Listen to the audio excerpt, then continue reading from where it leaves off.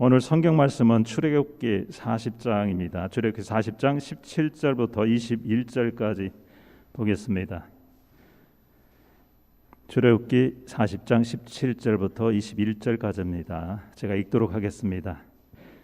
둘째 해 첫째 달 곧 그 달 초하루에 성막을 세우니라.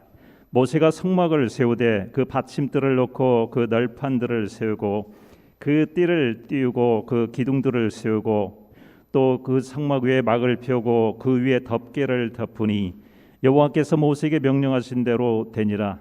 그는 또 증거판을 궤 속에 넣고 채를 궤에 꿰고 속죄서를 궤 위에 두고 또 그 궤를 성막에 들여놓고 가리개 휘장을 늘어뜨려 그 증거궤를 가리니 여호와께서 모세에게 명령하신 대로 되니라. 아멘. 오늘 안태진 목사님께서 말씀을 전하시겠습니다. 오늘 말씀은 출애굽기 마지막 장입니다. 마지막 장이고 여러분들이 우리 정 목사님한테 성막에 대해서 잘 배우셨지요? 성막에 대해서 잘 배웠기 때문에 여러분들이 알고 계시는 그 전제 아래서 종합적인 말씀을 제가 좀 전하겠습니다.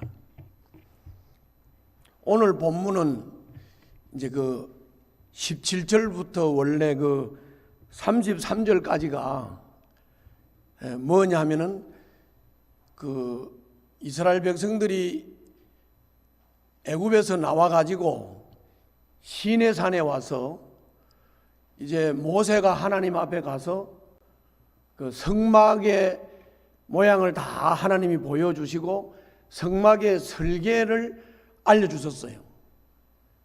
이제 그대로 부살렐이라는 사람과 오홀리압이라는 사람을 책임자로 세워서 여러 가지 지혜로운 사람들, 기술자들을 붙여서 그 성막에 관계되는 모든 기구들을 다 만들게 했어요. 그 재료들은 전부 다 백성들이 바치는 헌금으로 재료를 다 바치게 했고 그 바친 재료들을 가지고 부살렐과 오홀리압과 그리고 지혜자들이 이제 그 성막 안에 필요한 뭐 언약궤, 뭐 떡상, 뭐 등잔대, 금향단, 그리고 이제 그 널빤지로 벽을 다 만들고 덮개를 덮고 그리고 물두멍, 번제단, 그리고 그 가에는 울타리를 치고 동편에 이제 문을 만드는 그 하나하나 부분을 다 만들었어요. 하나님이 지시한 대로, 명령한 대로 다 만들었어요. 이거를 만들어 가지고 이제 모세에게 가져갔어요. 그랬더니 모세에게 하나님이 명령을 했어요. 성막을 세우라고 명령을 했어요. 그래서 거기 오늘 여러분들 그 17절 한번 보시죠. 보고 계시죠? 제가 읽겠습니다. 둘째 해 첫째 달 곧 그 달 초하루에 성막을 세우니라. 그래서 하나님이 세우는 날을 딱 정해준 거예요. 애굽에서 나와가지고 바로 그 말씀한 그대로 둘째 해 첫째 달 초하루에 성막을 세우라 이렇게 명령을 해서 성막을 세우는 거죠. 성막을 세우는데 이것도 마음대로 세우는 게 아니고 성막의 각 부분 기구들을 만드는 것도 하나님이 명령한 대로 만들었지만 이 만든 것을 세우는 것도 마음대로 하는 게 아니고 순서대로. 그래서 맨 먼저 오늘 그 본문의 내용이 그렇습니다. 맨 먼저 널빤지를 가지고 벽을 만들고 거기다 덮개를 덮고 제일 안에 지성소에 언약궤를 설치하고 언약궤 앞에 휘장, 요새 말로 말하면 커튼이죠. 커튼을 치고 그리고 성소에 떡상을 놓고 빵을 진설하고 그리고 등잔대 설치하고 금향단을 설치하고 그리고 또 휘장, 커튼을 쳐서 휘장을 치고 그 앞에 물두멍을 놓고 번제단을 놓고 그리고 울타리를 쳐라. 울타리 동쪽에는 문을 만들어 세우도록 하라. 이게 바로 오늘 세우는 순서예요. 그 순서대로 모세가 했다는 말씀이 오늘 17절부터 33절이에요. 시범으로 한번 몇 구절만 교독을 좀 해보겠습니다. 제가 17절을 읽으면 여러분들이 18절을 읽고 이렇게 교독을 몇 절까지만 하겠습니다. 둘째 해 첫째 달 곧 그 달 초 하루에 성막을 세우니라.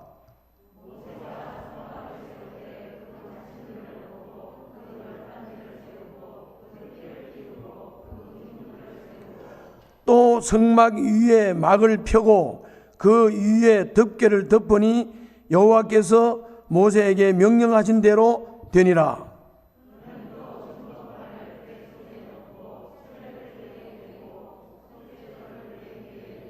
예, 계속 이 얘기입니다. 그러니까는 언약궤를 놓는 장소를 말씀을 하시고, 그리고 이거는 주님이 명령한 대로 됐다.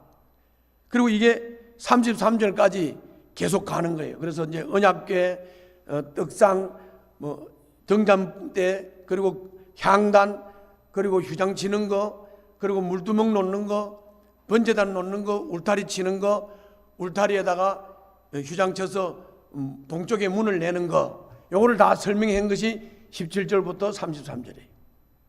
이제 그러면 이제 어떻게 만들어졌고 어떻게 성막을 세웠다 하는 것은 이제 개념이 다 정리가 되었습니다. 그래서 제가 오늘 말씀을 드리고자 하는 것은 다른 게 아니고 성막의 변천 과정을 우리가 이해를 해야 돼요. 그래서 이제 그 얘기를 좀 하려고 그래요. 원래 에덴 동산에서는 하나님의 백성들이 하나님과 직접 얼굴을 맞대고 교제가 됐어요. 하나님이 말씀하시고 인간들이 하나님께 말씀드리고 서로 아주 친밀하게 교제를 했던 것이 바로 에덴 동산이에요. 그런데 이 하와가 뱀의 꼬임에 빠져가지고 선악과를 범해버렸잖아요. 선악과를 범하니까 어떻게 됐냐면 하나님을 등지게 된 거예요. 하나님 없이도 살겠다고 불순종을 하고 선악과를 범했는데 인간의 상황이 더 좋아지는 게 아니고 하나님을 등진 그 순간부터 인간은 점점 더 나빠지는 거예요. 다시 말하면 하나님과 관계가 끊어지고 하나님을 등지면 인간은 망가지는 거예요. 그래서 비참 상태에 빠진 거죠. 그런데 하나님께서 이 비참 상태에 빠진 인간을 그냥 내버려 두면 인간은 비참하게 하나님 등지고 살다가 지옥 형벌을 받고 마는 거예요. 그래서 하나님은 그냥 내버려 두지 않으시고 은혜의 길을 열었어요. 그 은혜의 길을 연 게 뭐냐 하면은 하나님과 인간이 만날 수 있는 길을 연 거예요. 그 하나님과 인간이 만날 수 있는 길이 그때 당시에는 뭐냐면은 바로 제사 드리는 거예요. 그래서 그때 당시는 제단을 토단, 흙으로 제단을 만들고 흙으로 만든 제단에서 피제사를 드리고 하나님이 그 피제사를 받으시고 임재하셔서 백성들의 죄를 사하고 백성들과 교제를 하시고 그 속죄받은 것에 대해서 선언을 하시는 이런 제사 제도를 주님께서 만드신 거예요. 그래서 그게 원시적인 방법은 토단이나 돌단에서 했던 거예요. 그런데 이스라엘 백성들이 이제 애굽에 내려가서 종살이를 하다가 이제 애굽에서 해방이 돼 가지고 이제 광야에 왔습니다. 그리고 시내산에 왔어요. 그런데 시내산에 와가지고 하나님이 모세를 올라오게 해가지고 모세에게 성막을 다 보여주고 성막의 설계를 자세히 알려주고 그리고 그대로 지으라고 했어요. 그래서 그대로 짓는 거예요. 다시 말하면 토단과 돌단에서 원시적으로 제사 드리던 제사 제도를 좀 구체화를 시키는 거예요. 체계화를 시키는 거예요. 그래서 성막을 주님께서 알려주시기 전에는 이스라엘 백성들이 진지를 쭉 편성을 하고 텐트를 치면 텐트 밖에 나가서 하나님을 만나는 텐트를 치고 하나님과 모세가 만났어요. 그런데 성막을 알려준 다음에는 이제 너희들이 성막을 만들면 이스라엘 백성들이 진지를 편성한 정 가운데다가 성막을 설치하라. 그리고 거기서 하나님이 임재하시고 백성들의 대표인 제사장과 대제사장이 거기 나와서 피제사를 드리고 그리고 만난다는 것이에요. 만난다. 이게 이제 성막이에요. 성막도 별게 아니고 이스라엘 백성들이 유목 생활을 했기 때문에 다 텐트를 쳤잖아요.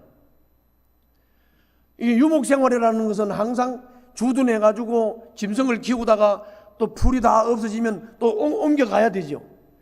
그렇기 때문에 하나님의 집도 이스라엘 백성들의 진 가운데다가 설치를 했지만 이게 이동식으로 해야 될 거 아닙니까? 그래서 그것도 천막으로 만든 거예요. 천막으로. 쉽게 말하면 천막으로. 근데 왜 성막이라고 하느냐? 성자는 거룩할 성자고 막자는 천막이라는 막자예요. 그러니까 성막이라면 거룩한 텐트, 거룩한 천막, 그런 말이에요. 그래서 이스라엘 백성들 진 정 가운데 성막에서 피제사를 드리면 하나님은 임재하시고, 그리고 대제사장과 제사장들은 백성들의 죄를 속죄하는 제물을 번제단에서 번제를 드리고, 그리고 주님 앞에 피제사를 드리면 주님께서 그 제사를 받으시고 속죄 선언을 하시고 백성들과 관계를 회복하는 거예요. 그래서 이렇게 광야 생활 동안에는 성막을 통해서 하나님을 만났어요. 그러다가 이제 이스라엘 백성들이 가나안에 들어가 가지고 가나안에 정착을 하죠. 가나안에 정착을 하면서 농경 생활로 전환이 되면서 이제 이동용 텐트보다는 영구적인 건물을 지어야 되죠. 그래서 다윗이 준비를 하고 솔로몬이 성전을 처음으로 지었어요.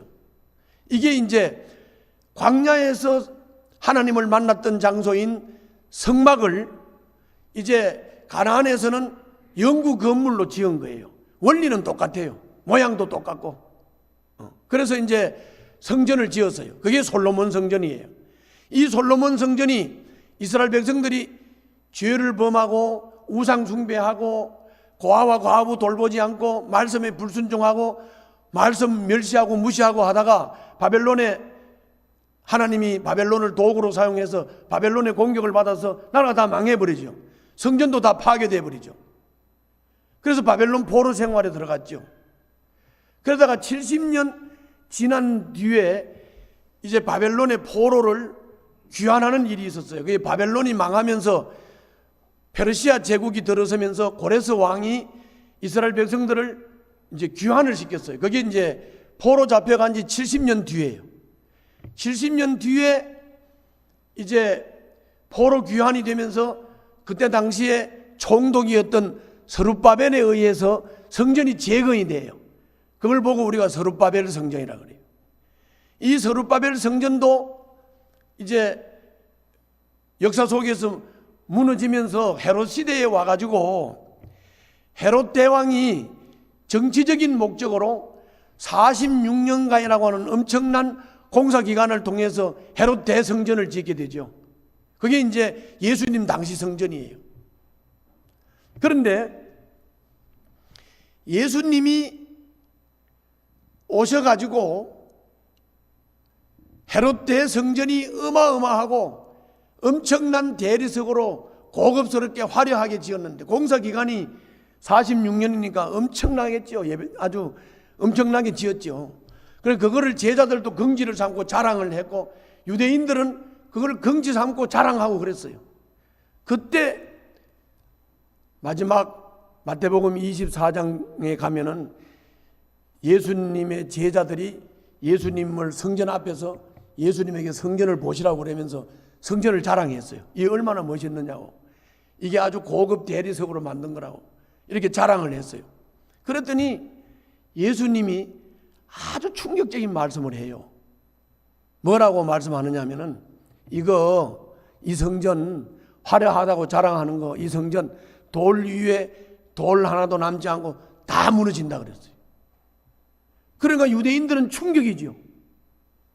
이 사람들은 성전이 무너진다는 것에 대해서는 전혀 이해를 못해요.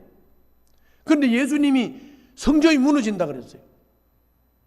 그리고는 또 더 이해 못할 말씀을 했어요.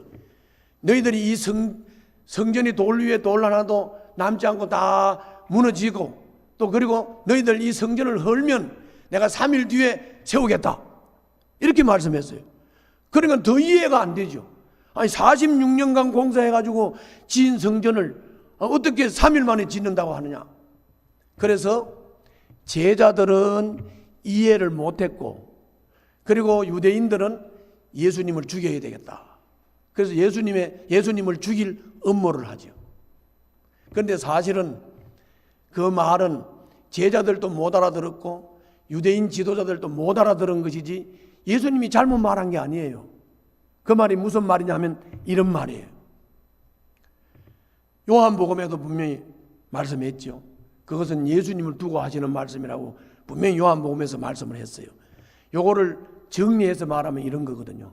이제 너희들이 토단, 돌단, 성막, 성전에서 하나님을 만났던 것은 이거는 모형이다. 이제 모형 시대는 끝났다. 그러므로 이제 성전은 파괴되는 시대다. 그리고 참성전 예수, 내가 왔다. 참성전인 나 예수가 왔으니까 이제는 모형으로 성전을 가지고 우리가 그 성전에서 하나님과 만났던 거, 그건 이제 완전히 다 무너진 것이다. 파괴된 것이다. 이제 내가 성전이다. 너희들이 내 안에서 만난다. 내 안에서 하나님을 만나고 교제하는 거다. 이게 주님이 선언한 거예요. 이거를 제자들이 못 알아듣고 이거를 유대인들이 못 알아들은 거예요. 그래서 예수님을 십자가에 못 박아 죽인 거예요. 그래서 참 성전은 예수 그리스도예요. 우리가 예수 안에서만이 하나님과 관계를 회복해요. 예수 안에서만이 주님과 대화가 되고 주님과 교제가 되는 거예요. 주님이 그거 말씀하시는 거예요. 그리고 이제 보세요. 주님이 하늘로 십자가에 못 박아 죽으시고 피를 흘리신 것은 자신이 제물이 된 거예요. 자신이 속죄 제물이 된 거라고요. 그리고 죽으셨다가 부활하셔서 하늘로 직접 들어가셨어요. 성천하셨어요. 그건 뭘 말하는 거냐? 주님이 자신이 대제사장이 되신 거예요. 그래서 모형 성전으로 들어간 게 아니고 참성전 하늘로 들어간 거예요. 예수님이. 아멘? 하늘로 들어가신 거라고. 그래서 예수님이 대제사장이 되시고 예수님이 성전이 되시고 예수님이 제물이 되셔서 그 우리가 요즘 이렇게 뭐 현대 용어로 원스톱 서비스라는 거 하죠. 원스톱 서비스. 그게 뭐냐면 이쪽 부서에 가서 이 일하고 저쪽 부서에 가서 저 일하고 하면 복잡하니까 한 군데서 거기다 딱 신청을 하면 그 원스톱으로 거기서 서비스를 다 해서 일이 다 처리되게 하는 걸 보고 우리가 원스톱 서비스라고 그러잖아요.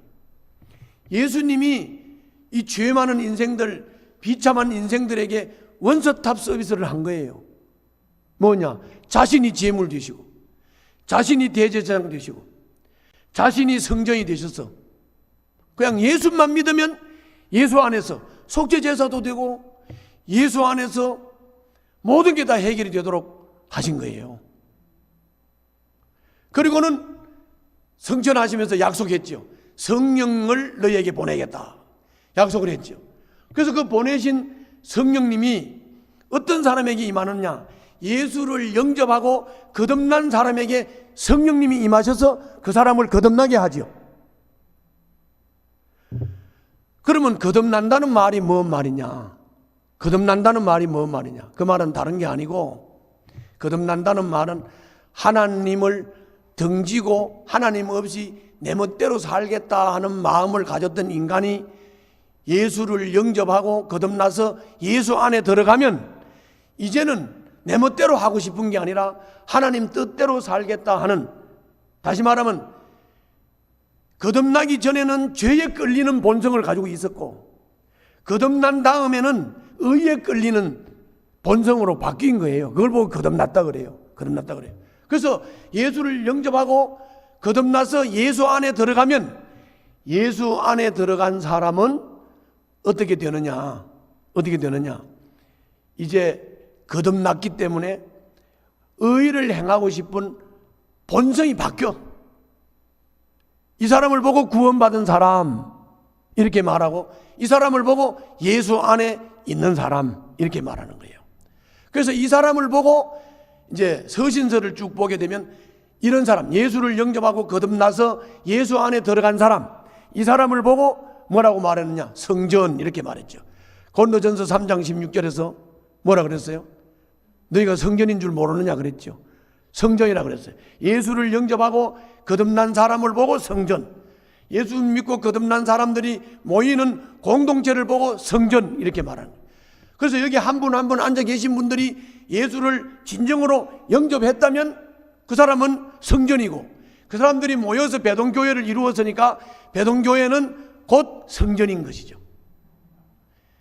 이 성전은 개인이든 공동체든 예수 믿고 거듭난 사람들이 모이는 공동체이기 때문에 이거는 구약의 성막은 모형이고 진짜는 예수님이고, 그 진짜 예수님 안에 들어가서 예수를 영접하고 거듭나서 하나님의 자녀가 된 사람은 내가 예수 안에서 성전이 되고 우리가 예수 안에서 성전이 되는 거예요.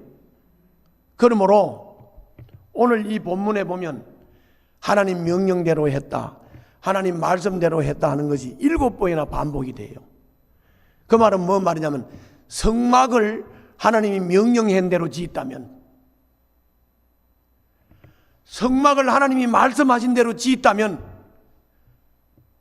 그건 모형이고, 우리는 실제 예수 믿고 거듭나서 성전이 된 사람들이기 때문에 여러분들이 성막이고 우리 공동체가 성막이라고요. 하나님 만나는 바로 장소요, 하나님을 만나고 교제하는 우리가 주체가 되는 거라고요. 그러므로 예수 믿고 거듭나서 그 사람이 성숙해지는 것도, 예수 믿고 거듭난 사람들이 공동체를 이루는 것도 우리가 인간적인 방법으로 연예인들 불러다가 사람 모으고 유명한 사람들 모아다가 사람 모아서 그래서 우리는 1000명 모여요, 우리는 10,000명 모여요. 그건 아니라고요. 그런 거 아니라고요. 그럼 어떤 사람이 모여야 돼요? 주는 그리스도시요 살아계신 하나님의 아들입니다 라고 분명하게 신앙 고백을 하고 예수님을 나의 구주로 영접을 하고 거듭난 사람, 그 사람이 10명이 모이든 1000명이 모이든 10,000명이 모이든 모여야 되는 것이죠. 그게 교회지요. 그게 교회, 그게 참교회지요.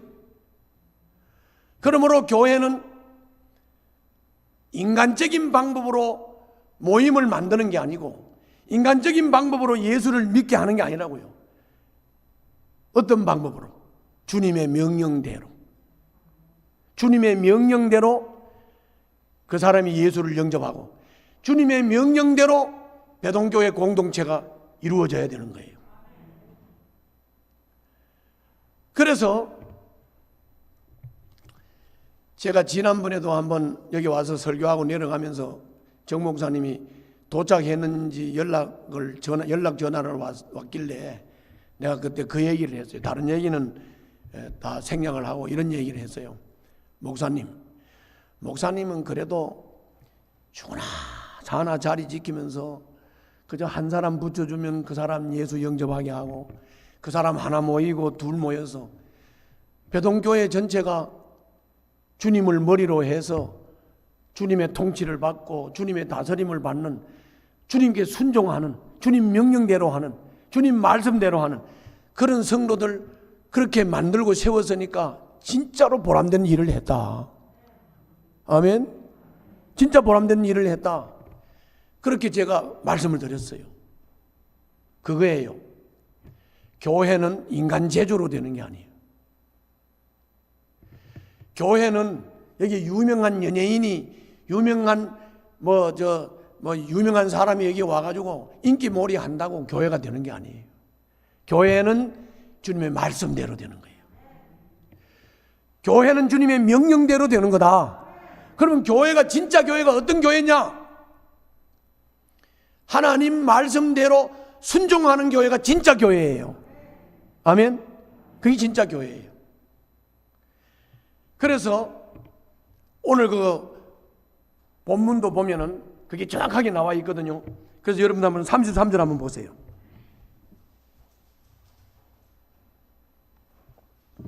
33절 보고 있지요. 그게 제가 읽을 테니까 한번 보세요. 그는 또 성막과 제단 주위 뜰에 포장을 치고 뜰 문에 휴장을 다니라. 모세가 이같이 역사를 마치니, 그러니까는 성막 기구 만든 거를 주님이 명령한 대로 순서를 따라 다 설치를 한 거예요. 배치를 다 한 거예요. 그래서 그걸 마쳤다는 말이에요. 그 역사를 마치니 자 34절 보세요. 어떻게 되는가 한번 보세요. 34절 다 같이 읽겠습니다. 시작. 구름이 회막에 덮이고 여호와의 영광이 성막에 충만하매 그랬죠. 35절에 보면 모세가 회막에 들어갈 수 없었으니 이는 구름이 회막 위에 덮이고 여호와의 영광이 성막에 충만함이었으며 그랬다고요. 다시 말하면 주님이 말씀한 대로 명령한 대로 다 마치니까 하나님의 영광이 임했어요. 하나님의 영광을 상징하는 구름이 임했어요. 그러면 뭔 얘기입니까? 내가 성전이니까 내한테 하나님의 영광이 임하려면, 우리 배동교회 공동체가 하나님의 성전이니까 배동교회에 하나님의 영광이 임하려면 어떻게 해야 되죠? 명령대로 사는 사람이 돼야 되죠. 말씀대로 사는 사람이 돼야 되죠. 그래서 하나님의 말씀에 가라면 가고, 말씀에 서라면 서고, 말씀이 그렇다면 그렇고 아니라면 아니고. 신앙생활이라는 것은 복잡하게 뭘 생각하고 복잡하게 뭐 하는 거 아니라고요.